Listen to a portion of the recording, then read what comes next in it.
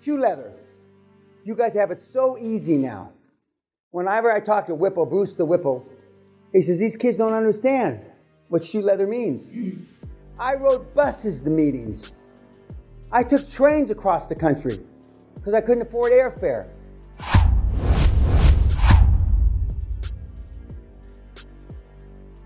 And depending on what story you want to believe, he left Scotland when he was 7 or he was 13, and he lived in the hull of a ship with wrath. I don't know any of that bullshit's true. I do know he had no money and he was poor. And I believe his dad was a carpenter, or a joiner as they said in those days, and he had a little or no education. That, and he developed a no equity, meaning no outside investors, debt only model that we use today in QLA. And I give all the credit that he's due, Mr. Carnegie. Well, arguably, if you give it a present value for the wealth he had, it was the richest guy on the planet ever. Okay. And then, Mr. Pena, that was the moment when he hired Napoleon Hill. Napoleon Hill, he hired to write the book for 20 years, and he paid him no money. And he pulled out his watch, and he asked him, are you going to do this after the weekend?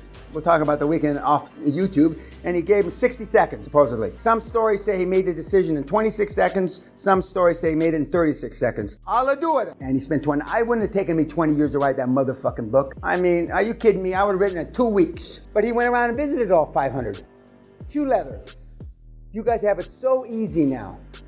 Whenever I talk to Whipple, Bruce the Whipple, he says, these kids don't understand what shoe leather means. I rode buses to meetings. I took trains across the country because I couldn't afford airfare. I stayed in a place called the Library. It's been written down now. In Manhattan on Friday afternoon at 4 or 4:30. Drinks, 50 cents, all you could eat. They had a buffet like 100 feet long. I used to put food in the pockets of my motherfucking suit wrapped up in napkins. My room was $49 a night, had no toilet. Only a sink, and I pissed in the sink. You guys don't even, you have no fucking clue. And now you got internet, and all you guys do is jack off on the porn. We're weak, it's over. We're through. As a species, Doc, we're through. It's sad, but it's perfect for us, because we're gonna rape, pillage, and motherfucking plunder in a legal, moral, and ethical manner. It's like taking candy. Last time I said that, I got a lot of, it's like taking candy from a baby, and I got all kind of shit on the internet. Oh, you take candy from a baby? We know you were just a bastard. Yeah. It's like taking candy from a baby. That's how easy it is. Do you have any idea if we put one of you up against Trump in a negotiation scenario, what would happen to you? He'd leave you for dead. That is the question that I wanted to ask. He killed his partner, the guy in the helicopter. I don't know that. I don't know that. No? I don't know if it's true or not. I don't know. But I'm sure if it was true, CNN would be all over it. Well, it's not an accident. I don't believe. Well, I don't believe in accidents too. If I'm going to kill, I'm going to put a bullet in your fucking head. I'm not going to blow up a helicopter. Maybe I'll kill a bunch of other people. Now, so, I mean, if I could paint a scenario, I didn't think, I've said this on the internet a bunch of times, I didn't think I'd live long enough to ever see it like this again.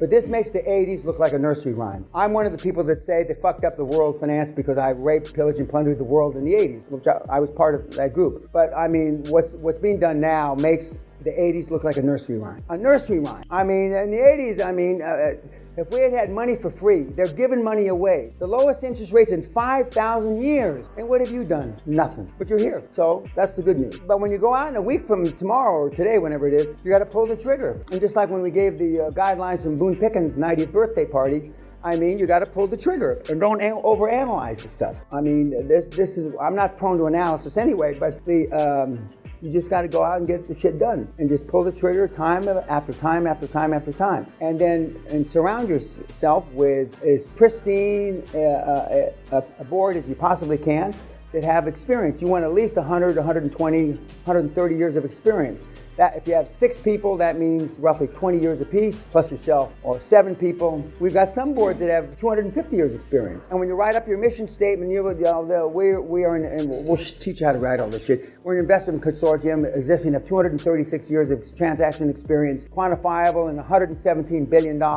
over 318 transactions. That's kind of, not fluff. You're not making up the numbers, but you go through and find out what everybody's background is, and then you put that down, and it is fucking impressive. It's impressive. And then, it's dead simple. It's dead simple. But it's a numbers game, and not everybody's going to love your sales pitch. And for those of you that have been involved in sales, you build a sales funnel, and out of the bottom of that sales funnel will drop transaction.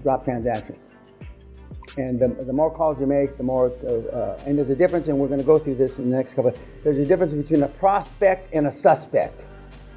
Just because somebody takes your call doesn't mean you're a prospect. A prospect and a suspect. Prospect is somebody that is motivated to do what you want to do. And what I'm world class at, I get you to do what you don't want to do when you don't want to do it to have what you want to have in life. I get you to do what you don't want to do to have what you have, that you don't want to do, but what you want in life. And I know the buttons to push because I've been at it a long, long time.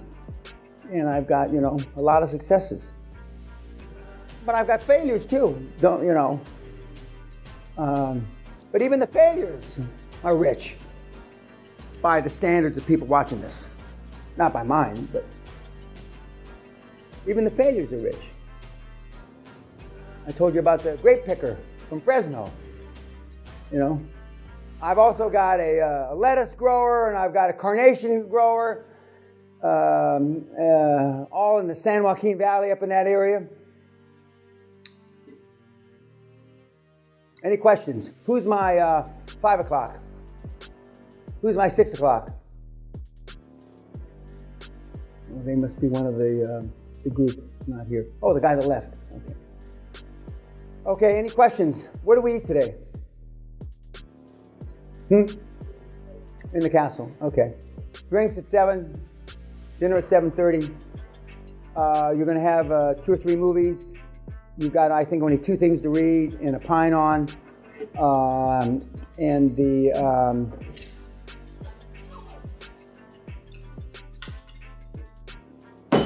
Okay, we'll end 10 minutes early. Okay, guys, thank you.